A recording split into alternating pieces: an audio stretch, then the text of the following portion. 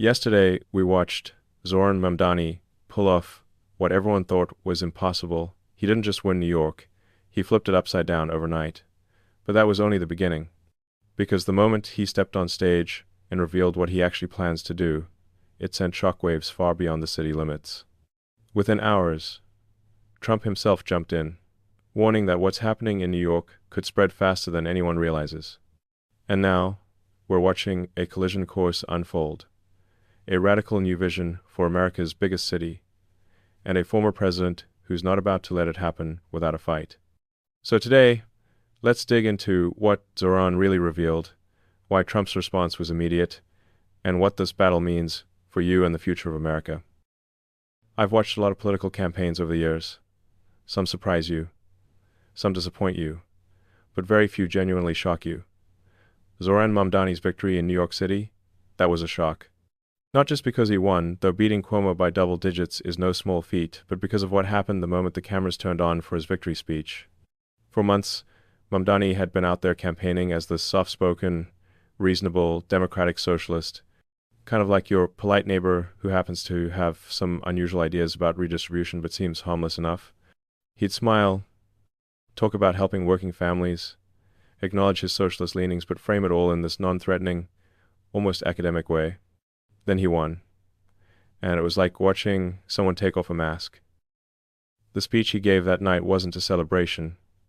It was a declaration against capitalism, against the American system, against everything that made New York the financial capital of the world. He stood up there and told millions of people that the system that allowed someone like Donald Trump to accumulate wealth and power needed to be dismantled, not reformed, not adjusted, but torn down entirely. He said the way to terrify someone like Trump is to destroy the very conditions that let him rise in the first place. Now think about that for a second.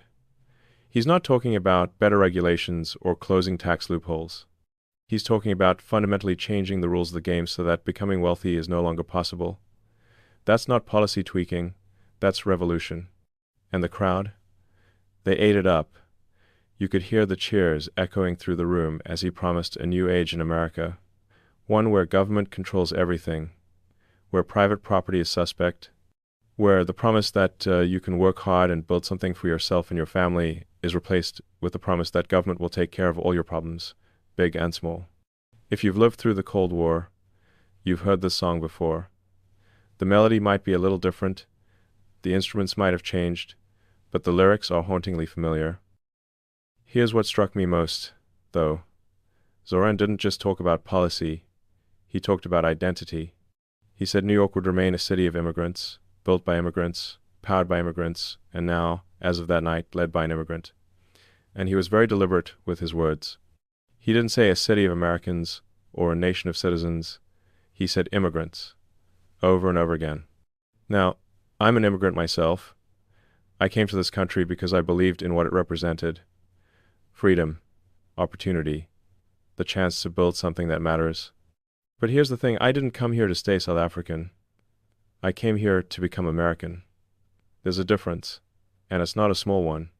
When you come to a new country and you refuse to assimilate, when you refuse to adopt the values and culture that made that place worth moving to in the first place, you're not immigrating, you're colonizing. You're bringing your old world with you and imposing it on your new home. And that's exactly what Zoran seems to be advocating for. He listed off all these different nationalities: Yemeni bodega owners, Mexican grandmothers, Senegalese taxi drivers, Uzbek nurses, Trinidadian cooks, Ethiopian aunties. And, look, I love diversity as much as anyone. Different perspectives make us stronger. Different experiences spark innovation. But notice what's missing from that list: Americans. He never once acknowledged the people who were born here, who built the city over generations, who have deep roots in the community. It's like they don't exist in his vision of New York. That's not inclusion. That's replacement. And when you replace a common identity with a patchwork of separate tribal identities, you don't get a stronger society. You get a more fragmented one. You get people who live in the same city but inhabit completely different worlds, with no shared language or values to hold them together. And here's where it gets really interesting. Within hours of that speech, Trump fired back. 4 words: and so it begins. That's it. Short, blunt, ominous. And then he followed up by making it crystal clear that if Zoran tries to interfere with federal immigration enforcement, he'll have him arrested. Not as a political opponent, but as someone obstructing the law. Now, you might think that sounds extreme, but here's what Trump understands that a lot of people miss. This isn't just about one mayor in one city. It's about whether we're going to have a country with borders and laws that mean something, or whether we're going to let local politicians nullify federal authority whenever it suits their ideology. If a mayor can stand up and say, "I don't care what the federal government says. I'm not going to let them enforce immigration law in my city," what's to stop another mayor from saying, "I don't care what the federal government says. I'm not going to let them collect taxes here," or "I'm not going to recognize federal court rulings"? You see where this goes, right? You end up with chaos. You end up with a country that's a country in name only. But let's zoom out for a minute, because this story isn't just about Zoran or Trump. It's about something much bigger. It's about why someone like Zoran could win in the first place. And to understand that, we need to talk about economics. Here's the uncomfortable truth. A lot of young people are struggling. And I mean really struggling. Not in the way every generation struggles when they're starting out. I'm talking about structural problems that make the American dream feel like a cruel joke. Right now, the median age of a first-time homebuyer in America is around 40 years old. 40. When I was young, people were buying their first homes in their mid-20s. They were starting families, building equity, planting roots. Now, people are stuck renting into middle age, watching housing prices climb faster than their wages, feeling like they're on a treadmill that keeps speeding up while they're just trying not to fall off. Student loan debt has exploded. We're talking about amounts in the range of $1.5 to $2 trillion nationally, and it's not just the total that's scary, it's the default rate. Credit card delinquencies are spiking too, hitting levels we haven't seen since the financial crisis over a decade ago. People are maxing out their cards just to cover basic expenses, then falling behind on payments, then getting buried under interest rates that would make a loan shark blush. And it's not because this generation is lazy or entitled. It's because the system has fundamentally changed. Wages haven't kept pace with the cost of living. Benefits have been stripped away. Job security is a relic of the past. The social contract that said work hard, play by the rules, and you'll be able to build a decent life has been shredded. So when someone like Zoran comes along and says, "The system is rigged against you, and I'm going to tear it down and build something better," a lot of people listen. They're desperate. They're angry. They're looking for someone to blame and someone to save them. Now, here's where I think people are making a huge mistake. They're diagnosing the problem correctly, but prescribing the wrong cure. The problem isn't capitalism. The problem is that we've stopped practicing real capitalism. We've created this crony system where big corporations lobby for regulations that protect them from competition, where banks get bailed out when they make stupid bets, where the well-connected get rich while everyone else fights for scraps. Real capitalism is about competition. It's about anyone with a good idea and the willingness to work hard being able to start a business and succeed. It's about failure being a real possibility, which is what makes success meaningful. It's about government setting basic rules and then getting out of the way. What we have now, it's this weird hybrid where government picks winners and losers, where entire industries are protected from disruption, where the tax code is so complicated that only the wealthy can afford to hire lawyers to exploit it. That's not capitalism. That's something closer to feudalism.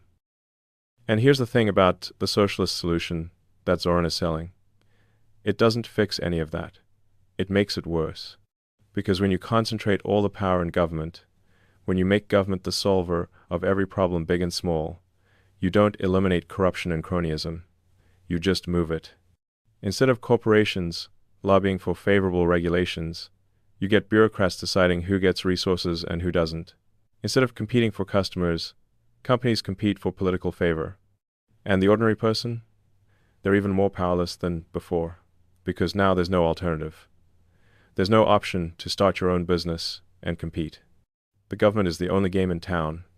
Look at Venezuela. 20 years ago, it was the richest country in South America.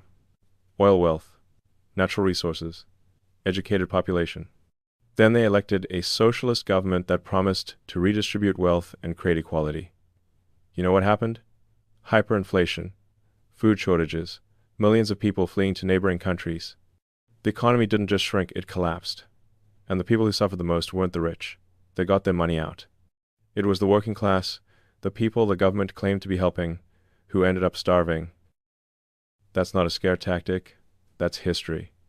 And if we forget history, we're doomed to repeat it. But here's what makes Zoran's rise even more concerning. There's money behind this. Big money. Serious influence. This isn't some grassroots movement that bubbled up organically from the streets of Brooklyn. Within minutes of Zoran's victory, Alex Soros, the son and heir to George Soros's massive political empire, posted a photo with Zoran, celebrating the win and calling it the continuation of the American dream. Now, I'm not one for conspiracy theories, but when someone with access to billions of dollars in political funding is publicly celebrating a socialist victory and calling it a dream come true, you have to ask, what's the end game here? Because it's not about helping working people. People with that kind of wealth don't get excited about redistributing it. They get excited about reshaping systems in ways that benefit them. And that's what this is really about. It's about power, who has it, who wants it, and what they're willing to do to get it. Zoran talks about dismantling the system that allows people to accumulate wealth and power, but he's not talking about dismantling power itself. He's talking about redirecting it, away from markets and individuals, and into the hands of government, which means into his hands and the hands of people who think like him. That's not liberation, that's consolidation. Think about it this way. If you wanted to control a city, what would be the most effective way to do it? You could try to control every business, every transaction, every interaction, but that's exhausting and inefficient. Much easier to just control the government and then use the government to control everything else. That's what centralized power looks like. And that's what Zoran is building toward. And the scariest part? A lot of people are cheering for it. Because they're hurting. Because they're desperate. Because they've been sold a story that says their suffering is someone else's fault, and if we just punish the right people and redistribute the right resources, everything will be okay. But it won't, because you can't build prosperity by tearing down the people who create it. You can't make everyone richer by making rich people poorer. Wealth isn't a pie where one person's slice means less for everyone else. Wealth is created, it grows, and it grows fastest when people are free to innovate, to take risks, to fail, and try again. When you kill that freedom, you kill growth. And when growth stops, everyone suffers. Not equally, by the way. The people at the top, the government officials, the well-connected elites, they'll be fine. It's everyone else who gets crushed. So when Zoran says there's no problem too big or too small for government to solve, what he's really saying is, trust us with everything. Give us control over every aspect of your life, and we promise we'll take care of you. But here's the question you should be asking. What happens when that government decides you're the problem? History gives us plenty of examples. In the Soviet Union, if you were too successful as a farmer, you were labeled a kulak and sent to a labor camp. In Mao's China, if you were educated or owned property, you were declared an enemy of the people during the Cultural Revolution. In Cambodia, under the Khmer Rouge, wearing glasses was enough to get you killed because it meant you might be an intellectual.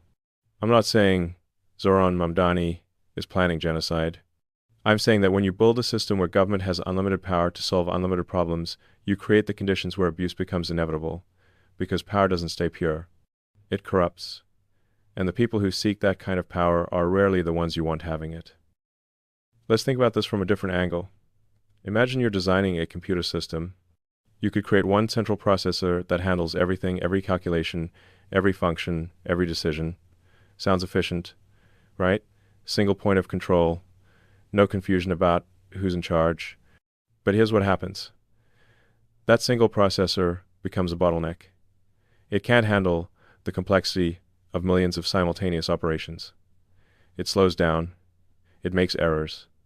And when it fails, not if, but when the entire system crashes, everything stops working at once. That's why modern systems are decentralized. Distributed processing, multiple nodes making decisions independently, coordinating through protocols but not controlled by any single authority. It's messier, It's less neat and tidy, but it's resilient. When one part fails, the rest keeps working. The system adapts and survives. That's what free markets are. Distributed decision-making. Millions of people making choices about what to buy, what to sell, what to invest in, what risks to take. No central planner can possibly have enough information to make all those decisions well. But a million individuals, acting on their own knowledge and incentives, can collectively solve problems that no bureaucracy ever could. When Zoran says government should solve every problem, he's arguing for that single processor model. He's saying, trust us to know better than you what you need, what you should do, how you should live. And maybe he means well. Maybe he genuinely believes he's going to help people. But good intentions don't change the math. Centralized control fails. It always has. It always will. The question is, how much damage does it do before people realize it's not working? Now, while all this is playing out in New York, Trump is fighting his own battle over control and authority, and is happening in the Supreme Court, of all places. The issue? Whether the president has the legal authority to impose sweeping tariffs on other countries without Congress approving every single one. This might sound like boring legal stuff, but it's actually critical. Because if the court rules that Trump overstepped his authority, it doesn't just affect tariffs. It affects the entire economic strategy his administration has been pursuing. The plan to bring manufacturing back to America, to reduce dependence on China, to rebuild the industrial base that we've been hollowing out for decades. All of that relies on being able to respond quickly to economic threats without waiting for Congress to debate and negotiate for months or years. The argument from the other side is about separation of powers. Congress is supposed to control trade policy, they say. The president is overreaching. And look, I understand that concern. Checks and balances matter. Limiting executive power matters. But here's the thing. Congress has already delegated a lot of this authority to the president through laws passed decades ago. The question isn't whether the president has power, it's whether Congress can take it back easily, or whether that power, once given, is hard to reclaim. One of the justices made a fascinating point during the oral arguments. He said something like, once Congress gives power to the president, and the president signs that law giving himself more power, which of course every president will do, how does Congress ever get it back? You need a supermajority to override a veto. What president is going to voluntarily give up authority? It's a ratchet effect. Power flows in one direction. And that's a problem, whether we're talking about economic policy or social policy or anything else. Because concentrated power, even when it's used for goals you agree with, creates vulnerabilities. It creates opportunities for abuse. It makes the system fragile. The market odds right now suggest the court is leaning against Trump on this, something in the range of a 75–80% chance they rule that he exceeded his authority. If that happens, not only does Trump have to find new legal justification for his trade policies, but Treasury might have to refund hundreds of billions of dollars in tariffs already collected. That's not pocket change. That's real money that could destabilize the entire federal budget. And here's where it connects back to Zoran. Both of them, in very different ways, are testing the limits of executive power. Trump is trying to reshape America's relationship with the rest of the world through trade policy. Zoran is trying to reshape America's largest city through ideological revolution. Both believe the old rules don't apply anymore. Both believe the situation is urgent enough to justify extraordinary measures. The difference is in what they're trying to build. Trump, whatever you think of his methods, is trying to strengthen American industry and American sovereignty. He's trying to make the country less dependent on rivals and more self-sufficient. Zoran is trying to tear down the structures that made America powerful in the first place. He's not trying to reform capitalism. He's trying to replace it. And the people of New York? They're about to find out what that replacement looks like. Because here's what happens when you elect someone who promises to dramatically raise taxes on the wealthy and on businesses. They leave. It's not a threat. It's not a negotiation tactic. It's just math. When the cost of operating in a place exceeds the benefit, you move. And the wealthy have options. They can live anywhere. They can move their businesses anywhere. They're not trapped. You know who is trapped? Working families, people with kids in local schools, people with aging parents who can't be uprooted, people with jobs that tie them to a specific location. They're the ones who are stuck when the tax base collapses and city services get cut and the whole infrastructure starts to crumble. We've seen this before. In the 1,970 seconds, New York City nearly went bankrupt. Crime was out of control. Businesses were fleeing. The federal government had to step in to prevent total collapse. It took decades to recover. And now, we might be watching the beginning of that cycle again. Some people will say I'm being too pessimistic. They'll say Zoran won't actually implement the radical policies he talked about in that victory speech. Politicians say extreme things on the campaign trail and then govern from the center, right? Maybe. But I wouldn't bet on it. Because the thing about true believers is that they actually believe. They're not cynical operators saying whatever gets them elected. They have a vision, and they think that vision is righteous. They think they're on the right side of history.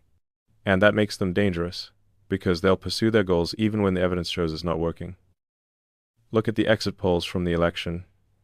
Among people who were actually born in New York City, the vote was almost evenly split. Nearly half of native New Yorkers voted against Zoran. The people who knew the city best, who had the deepest roots there, who understood what made it work, they were skeptical. So who put him over the top? Recent arrivals. People who came to New York in the last few years. People who don't have a deep connection to the city's history or culture. People who see it as a blank slate for whatever vision they want to project onto it. That's the power of demographic change. When you import large numbers of people in a short time, you change the political culture. You change what's possible. You change what voters will accept. And if those new arrivals are coming from places with very different political traditions, places where strong central government and limited individual freedom are the norm, they're going to vote for politicians who promise to create that same system here. That's not xenophobia. That's not racism. That's just acknowledging reality. Culture matters. Values matter. And if you don't actively work to integrate newcomers into the existing culture, to teach them why American values of individual liberty and limited government and free enterprise are worth preserving, you'll lose that culture. It'll dissolve, and something else will take its place. Zoran understands this better than most people realize. That's why his victory speech focused so heavily on identity. He wasn't just celebrating immigrants. He was telling them, you don't need to become American. You can stay exactly who you are, keep your own cultural identity, and now you'll be running the city. This is your city now, not theirs. That's a seductive message, especially for people who might feel like outsiders, who struggle with the language or the customs or the pace of American life. It tells them they don't have to adapt. They don't have to change. They can reshape America to fit them, rather than the other way around. But here's what that message misses. America wasn't great by accident. The prosperity, the freedom, the opportunity that drew millions of immigrants here over centuries, those things emerged from specific values and specific institutions. Limited government, property rights, rule of law, free speech, religious tolerance. These aren't arbitrary choices. They're the foundation of everything that works. When you discard those foundations because you think they're tainted by the people who built them, you don't get to keep the prosperity they created. You lose that too. The whole structure comes down.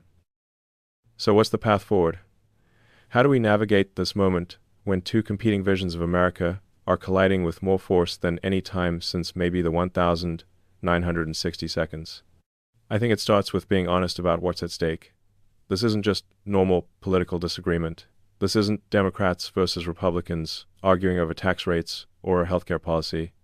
This is a fundamental question about what kind of country we want to be. Do we want a country where individuals are free to succeed or fail based on their own choices, their own efforts, their own talents? Or do we want a country where government controls outcomes, redistributes resources, and promises to keep everyone safe and comfortable at the cost of their freedom? Do we want a country where anyone, regardless of where they come from, can adopt American values and become American? Or do we want a collection of tribal identities, each maintaining their own separate culture, competing for resources and political power, with no common bond holding them together? These aren't easy questions, and There's no solution that makes everyone happy. But I do know this. The American experiment, this idea that you can have a large, diverse, prosperous society built on individual liberty, is rare in human history. Most societies throughout most of history have been ruled by kings, or warlords, or tribal chiefs, or communist parties, or theocrats.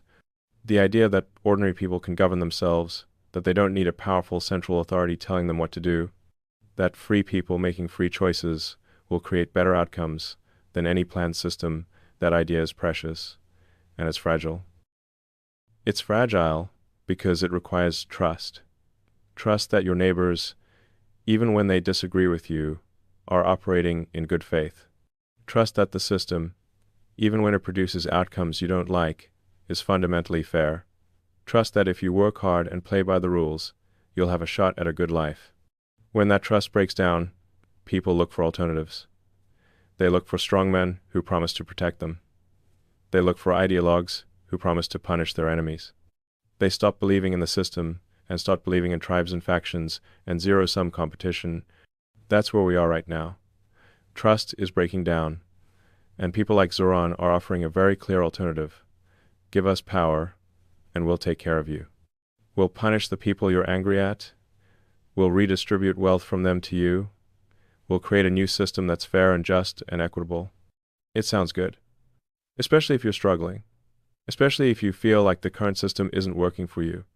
But here's what I learned from building companies and trying to solve hard problems. There are no shortcuts. You can't redistribute your way to prosperity. You can't legislate equality of outcomes. You can't make everyone happy by making some people miserable. What you can do is create conditions where people are free to build, to create, to solve problems, to help each other voluntarily rather than through force. You can create a system that rewards innovation and hard work. You can create a culture that values excellence and responsibility and community. That's harder than just promising free stuff and villainizing successful people. It requires patience. It requires believing that people are fundamentally capable of making their own choices and living with the consequences. It requires accepting that life isn't fair, but freedom gives you the best chance to improve your circumstances. Zoran's vision is easier to sell. It's emotionally satisfying. It gives people someone to blame and someone to save them. But it doesn't work. It's never worked. And it won't work in New York, no matter how much passion and conviction he brings to it. The question is, how much damage gets done before enough people realize that? How many businesses leave? How many jobs disappear? How much does the tax base shrink before the city can't provide basic services anymore? How bad does it have to get before people admit the experiment failed? I don't know, but I do know this. We're all watching. What happens in New York over the next few months and years is going to reverberate across the country. If Zoran succeeds, if he actually manages to reshape the city along socialist lines without complete collapse, then other cities will try it. Other politicians will run on the same platform. The movement will grow. But if he fails, if New York becomes a cautionary tale, if people see in real time what happens when you tear down capitalism without having anything better to replace it with, then maybe, just maybe, we can have a real conversation about how to fix what's broken without destroying what works. So here's my advice, especially to those of you who've lived long enough to see political fashions come and go. Pay attention, watch what actually happens, not just what politicians promise. Look at the data, look at where businesses are moving, where people are moving, what's happening to crime rates and school quality and infrastructure. Don't let anyone tell you that your concerns are bigoted or that your questions are illegitimate. You've earned the right to be skeptical. You've seen enough to know that utopian promises usually lead to dystopian realities. And most importantly, don't give up on the idea that ordinary people, given freedom and opportunity, can build extraordinary things. That's the American story. That's what made this country a beacon for the world. That's worth fighting for, even when it's hard, even when it's messy, even when it seems like the forces of centralization and control are winning. Because at the end of the day, this isn't about Zoran or Trump or any individual politician. It's about whether we believe in ourselves, in our capacity to solve our own problems, to care for our own communities, to build our own futures without needing a powerful government to direct every aspect of our lives. That belief That faith in human potential and human freedom is what's really at stake. And losing that would be a far greater tragedy than any single election or any single policy failure. So let's keep paying attention. Let's keep asking hard questions. Let's keep believing that a better future is possible, not through revolutionary transformation, but through steady, patient work to make the system we have work better for more people. The choice between capitalism and control, between freedom and security, between individual responsibility and collective management, that choice is never final. Every generation has to make it again. And right now, it's our turn.